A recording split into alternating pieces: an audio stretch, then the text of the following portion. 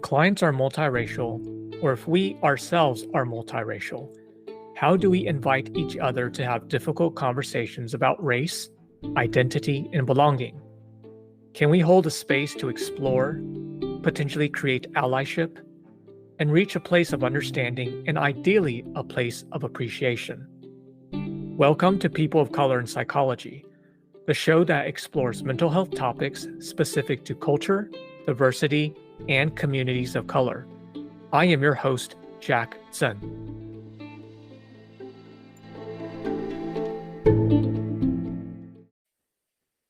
So as part of our AAPI series highlighting the work of AAPI psychologists, today we have Dr. Dhaliwal.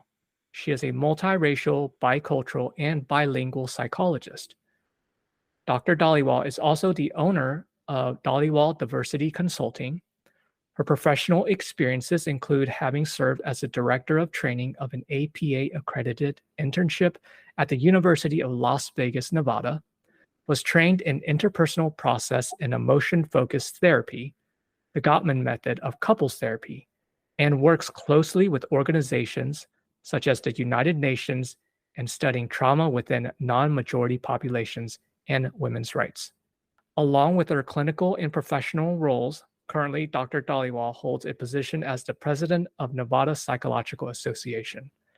Dr. Dhaliwal, thank you very much for joining me today. Happy to be here, Jack. Tell me, how did you get into this work?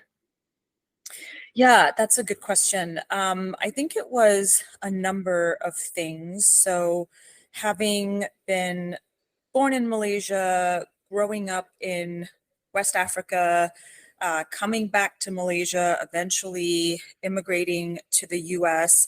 I think all these different cultural pieces, in addition to just my own multiracial experiences, I think just made me curious about people, identities. And I think in the process of figuring that out, it was also a way for me to further explore my own identities and kind of further understand what it means to be a multiracial person, to be a bicultural person. So I think being in this field has really helped me understand those different pieces. And in turn, I think has really helped with that personal, professional congruence. So yeah, that's what I would say. I think it's a combination of my personal experiences, how I identify, and just the different experiences that I had living in these different cultural contexts. So throughout this journey of looking at the different cultural contexts and trying to navigate this identity of being biracial, I'm curious, what have you discovered so far? I think the process of coming to terms with my biracial identity, it was definitely a journey. You know, growing up in the late 80s, early 90s, there weren't too many conversations about what it meant to be biracial or multiracial or bicultural. So I feel like for a little bit, I was sort of swimming in the deep end, just trying to understand what it meant to identify as half Northern Indian and half Armenian. There weren't too many conversations that happened in my household about it. In fact, I was always told, you know, if people ask you what you are, just say that you're Indian. And so for the longest time, I would identify that way, like I'm Asian Indian. And it wasn't until I started, I think, college in the United States is when I really started to talk to people who also were multiracial and identified as biracial. And through having those conversations, I became more comfortable acknowledging the Armenian side and what it really meant to be biracial identity. And of course, taking psych classes, taking some philosophy classes, understanding that the biracial identity is in and of itself a psychological process that one goes through was really foreign to me because growing up in Malaysia, Nigeria, no one really talks about that stuff as openly as we do here. So I think it was definitely a journey. I learned a lot in college. Of course, going into grad school is when I started really doing a deeper dive into my biracial identity, started really gaining an interest in just cultural competent work, what that looked like, what that means, what it means to be a culturally competent therapist, working with diverse populations. So Yeah, don't know if that answers your question fully. Yeah, it does. Actually, that is great. We hear a lot about cultural competence. And given your experience as well as the clients that you work with, I'm actually wondering, what does cultural competence mean for you personally? For me personally, cultural competence is this ever evolving journey that I feel like I'm on. And so I'm always learning, I'm always reading. Even in talking to my colleagues, it's like any opportunity I get to take a CEU to further my knowledge on cultural competence, I do that. I don't feel like one can ever truly be culturally competent. I just think it's a learning process. And, every time I meet with a client, it doesn't matter who they are or where they're from, I'm learning something new about identity that I haven't learned or read about before. So I think for me, it's about being open to learning. It's about humility. I think humility is a really big part of cultural competence. And yeah, I really think it's openness and humility to learning and growing more and being humble enough to say, I don't know that, help me understand that, or talking to someone who does have competence in that particular group and just being open to learning. And it seems like you are viewing clients and your patients as like they exhibit some sort of identity within this cultural space, as opposed to you are this individual person. At least that's the vision, the picture that I'm seeing as you're describing how you are working with your clients. Absolutely. And I'll just give you a quick example of that. When I started working with veterans, which was recent, and also active duty folks, that was a population I had never worked with before. And, I think I had one idea about the population going into those sessions. And then as I've been meeting with them over the past year and a half, I mean, the not only is military culture so nuanced and is a subculture in and of itself, but the people who go into that line of work, I mean, they're intersecting identities, the SES backgrounds they come from, the hardships, the different types of trauma that might have contributed to them wanting to join. I mean, it's just been such a, I guess, like an education for me in learning about that. And just because I'm sitting in front of someone who appears to be Euro American, I mean, there's a whole story behind that.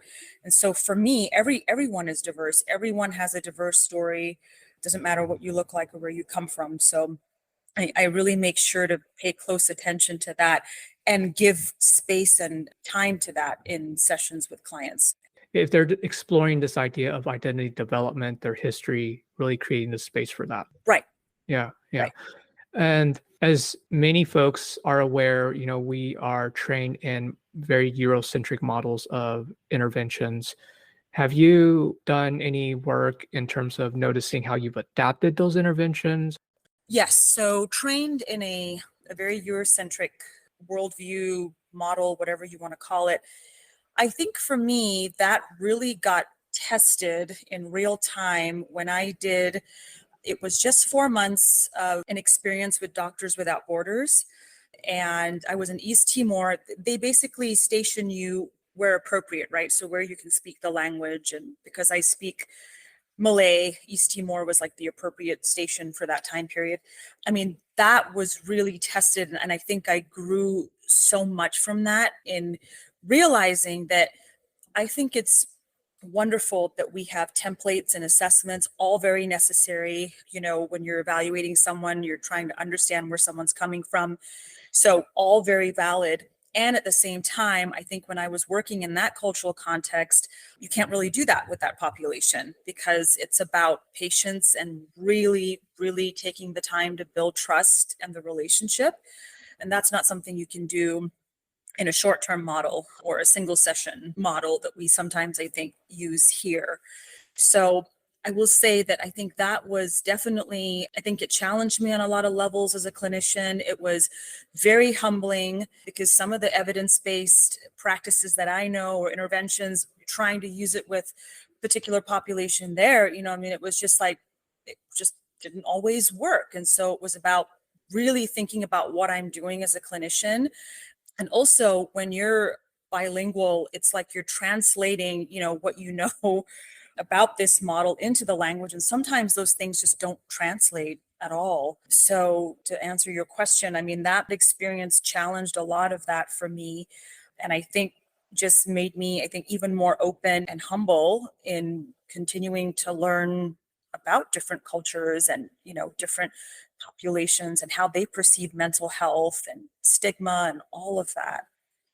Well, it sounds like there's a lot of moving parts when, based on that experience, now as you are working with your clients, you're incorporating all that knowledge that, oh, wait, maybe I need to put a hold on this intervention piece. Let me first Yes, figure out where's this client from.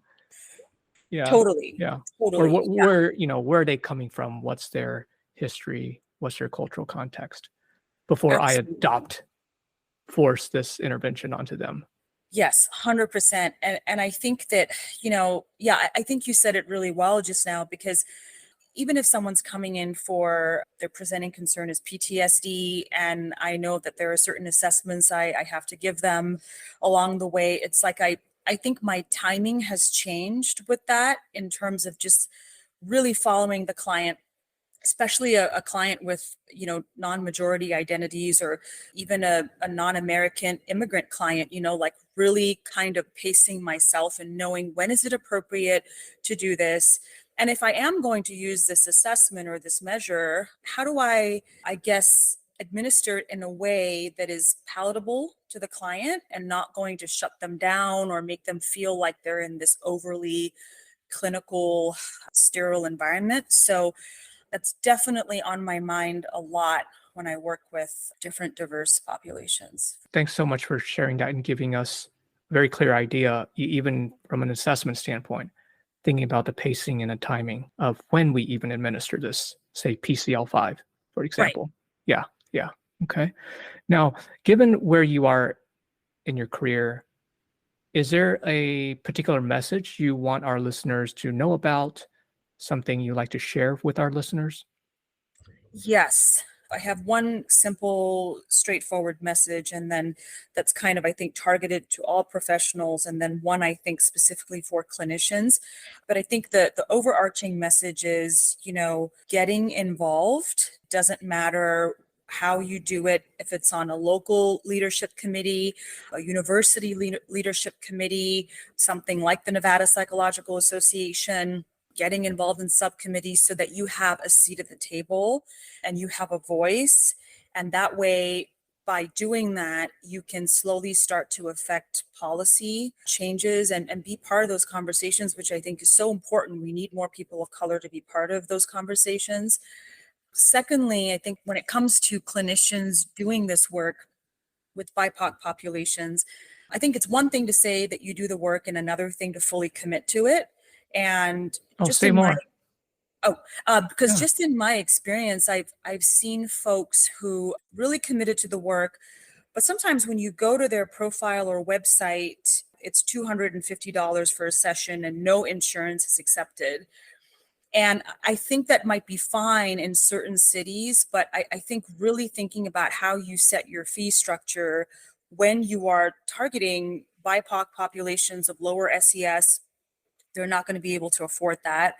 And what does that look like? And sometimes in my experience, like there have been more than a couple of folks who I've seen pro bono because they really just can't afford services at all and really, really need the help. So I think it's a fine balance of that. And I also understand the importance of being compensated for the work that we do, not arguing that at all.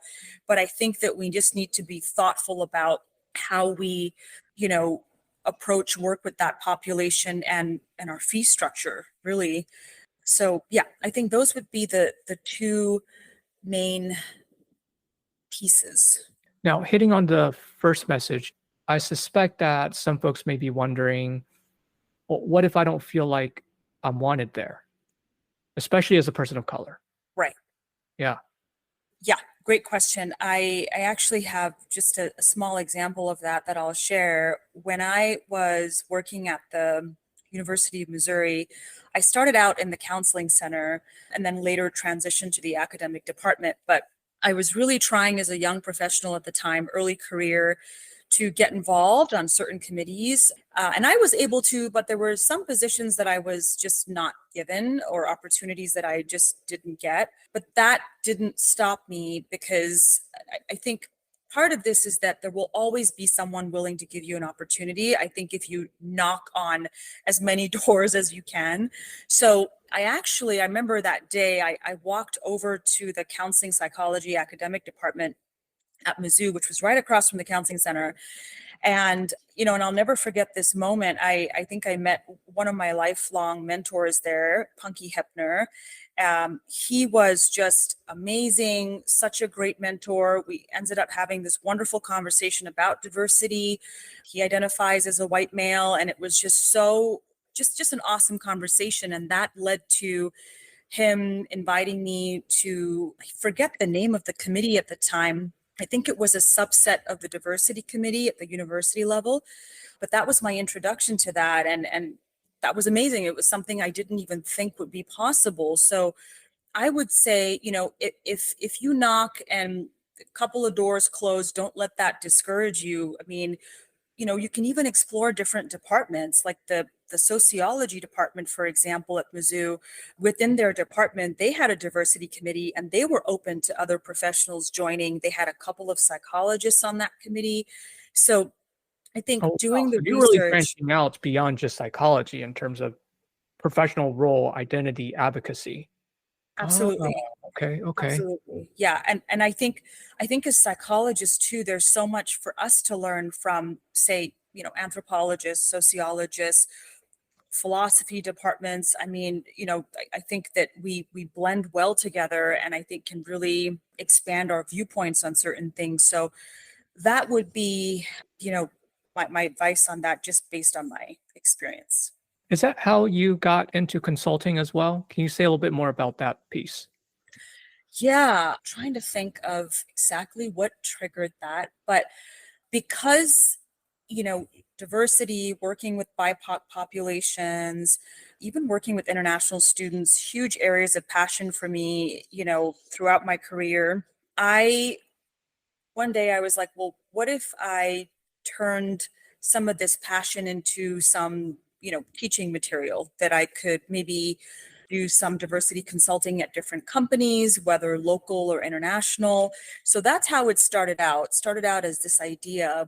And then a colleague of mine was really interested in joining me on it. And so we started working on putting together some different PowerPoint presentations for like Diversity 101. What does it look like to hire and retain diverse staff at your organization? What might that entail? Like a microaggressions 101 workshop, things like that. And we just started, so this is all pretty new, but we recently did a presentation on working with immigrant populations, best clinical practices. And we actually presented that for the Nevada Psych Association. That was a lot of fun. And so I hope to continue to build that. We have another presentation coming up in September, and it's called Empowering Professional Women Within the Field of Psychology and what that looks like. So we're starting small with the hope of slowly building over time. So Sounds large, actually. Huge undertaking already. And may I ask the immigrant population, which group? I believe we just did, this was like a PowerPoint that we did last year. I want to say it was like a general, just like best clinical practices with like some Asian populations, I believe were in there. I think we did some Eastern European populations because my colleague was of Eastern European descent. And yeah, and I think it was like some basic kind of things to look out for when you're working with an immigrant, someone who's just immigrated here from, let's say, an Asian country, and they have a lot of stigma around mental health. They've never talked to anyone about their depression before. They don't understand it. There were some tips and guidelines around how to approach conversations like that in therapy. What is one thing you learned that you didn't expect?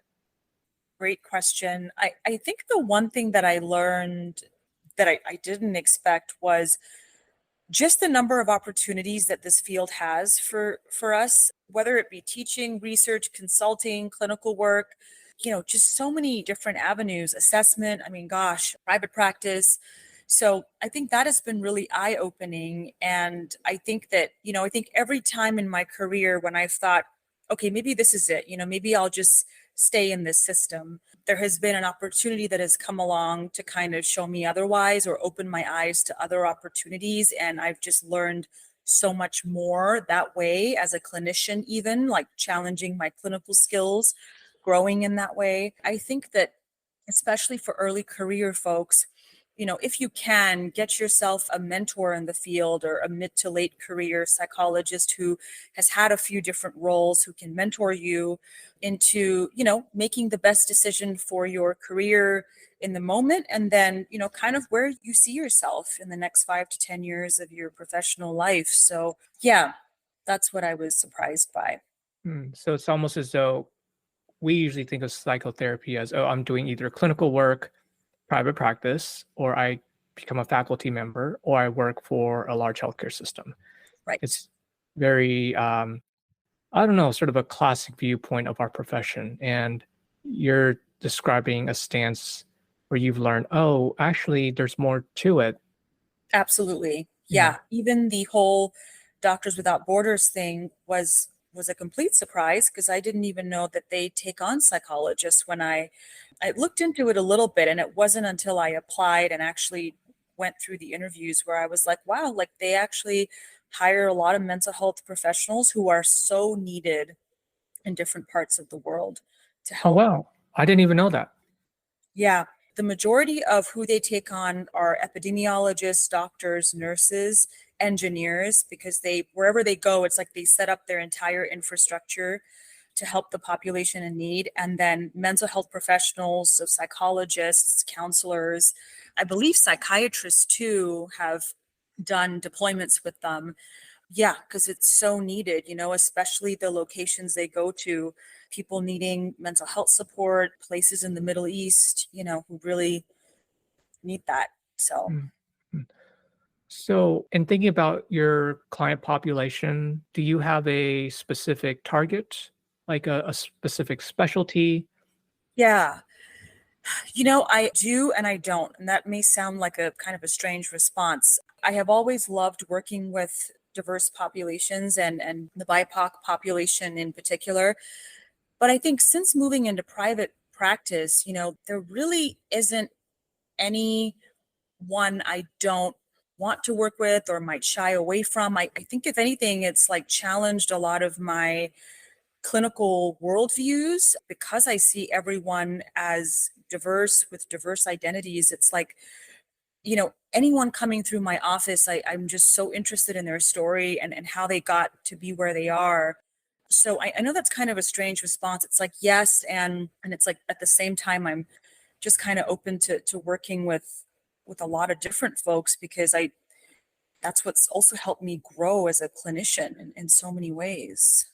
I think as you're talking about this, by being biracial, it actually gives you a lens to the Mhm. different groups. And unfortunately, many of us are racialized here in North America. And so it's almost as though your experience, your identity accesses a bridge to this population. Right. Absolutely. I think that's really well said. Yeah, I think it's also my own identities and just going through the whole journey with that has definitely created an openness that's there. Almost like this insatiable like appetite to just continue to learn about, as many people as I can and their worldviews and how they understand the world and, their sociocultural context. And so, yeah, it's, I think, really helped me both as a person and professional. Mm, mm. Here's a question I ask all my guest speakers. Mhm. Thinking through your experience as a person of color, what were some of the challenges you faced and overcame? That is a good question. I would say early on, being an international student in this country in the early 2000s, I think just navigating American culture, to be honest, and sometimes, I remember even in grad school, like missing some things because of the cultural context and not always understanding what certain things meant. And so I think with time, and of course, now I've been here for over 2 decades and I'm fully assimilated, that's no longer as big of an issue. But I think in the beginning there, it was definitely challenging. I think, just yeah, I mean, really, that's just it. Like understanding certain unique aspects of the American culture and how that influences mental health. And yeah, gosh, right down to slang sometimes, just kind of totally missing the boat, not really knowing some things. So I think just a lot of learning and asking questions and having great mentors, I think too, has been really helpful in allowing me to, I think, get there as a person and professional, understanding the culture, understanding how it can present itself clinically. I think the other thing too that I've noticed in speaking with multiracial folks is you talked about this when we were doing our initial call, is the microaggressions. And Yes. one of them told me, as a biracial person, I'm constantly being asked, what am I? Yes. And I'm curious if that's something you've gone through, you've navigated. Are there any tips you might provide when? Yes. So definitely something I have experienced.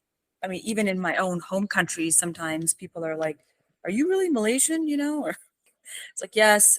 Yeah, I think that, it's something I have experienced. It's something I continue to experience. Also, being married to someone who is multiracial, I think has been really helpful because we've been able to have these conversations a little bit more because he has experienced kind of similar questions like, what are you? You don't really look white, but white passing, I think previously in when I was younger, I would sometimes get offended by that. And I don't know, I think sometimes I would just sort of have this expectation that people should know better or like shouldn't ask those questions or yeah, and just get really offended. I don't anymore because I want to be careful with how I say this, but I do think that some people who maybe are not as savvy with what it means to be biracial or multiracial, or they're genuinely curious, like I'm genuinely curious about where are you from. I try if I can and if time allows to have conversations with those people. Well, what do you mean by that? Or and I kind of also engage them in conversation, like tell me a little bit about where you're from so I don't feel so othered in the conversation. Because I feel like questions like that will just continue. I mean, I feel like I get asked like every couple of weeks, like really, like you're half Indian, like, oh, I never thought that. And it was like, oh, let's have a conversation about that. I'm interested to know like what were your assumptions about me, like especially in the clinical in the therapy session. It's like, oh, what was your assumption or what was your projection or Oh, fascinating yeah, how when your clients ask that, you're able to even explore that with them and help them hmm, understand, oh, where's that question coming from? How right, is that important? What's the function of that question? yes. Yeah. Because I do feel like even with white folks, Euro American folks who ask me that, I take that as an opportunity to engage in hopefully some productive conversations about, culture, race, SES, whatever it might be. I don't want to shut that down because I think that some people are genuinely trying and they are trying to better understand so they can be allies. So I like to invite them into the conversation as opposed to maybe when I was younger getting offended or feeling like, okay, is this a microaggression? I mean, it might be, and I've definitely experienced those, but I think as I get older, it's also about, well, how do we bring people to the table? I mean, if like, are we really giving people a chance then to engage in these like difficult conversations, right? Difficult dialogues. I think that has definitely changed for me over time. I hope that answers your question, but Yeah. Yeah. Sure. So, is there anything else you'd like to share with our listeners? I would say, I think, to anyone wanting to do this work, I would say that practicing, and this might sound really cheesy, but I just really believe in it, practicing a level of humility when it comes to this work and being open to hearing everybody's story, not just picking and choosing whose story you want to hear, but willing to hear everybody's story, willing to work through those difficult moments with clients, because I think it can be very rewarding when you do that and you learn that much more about yourself as both a person and as a professional. So, Dr. Dhaliwal, how can people find you or reach you? A couple of places. I have a Facebook business page where I post on different updates and just different pieces of information about mental health. And the URL for that is just facebook.com/inclusive affirming 22. Should be pretty easy to find me with that. And then the second website, it's just www.raddiversityconsult.com. All right, Dr. Dhaliwal. Well, thank you very much for your time. It's definitely an important message. And I believe that the Nevada Psychological Association is very fortunate to have you as their president. Oh, thank you, Jack. I appreciate it. This was a lot of fun. Thank you so much. You bet. Take care. Thank you.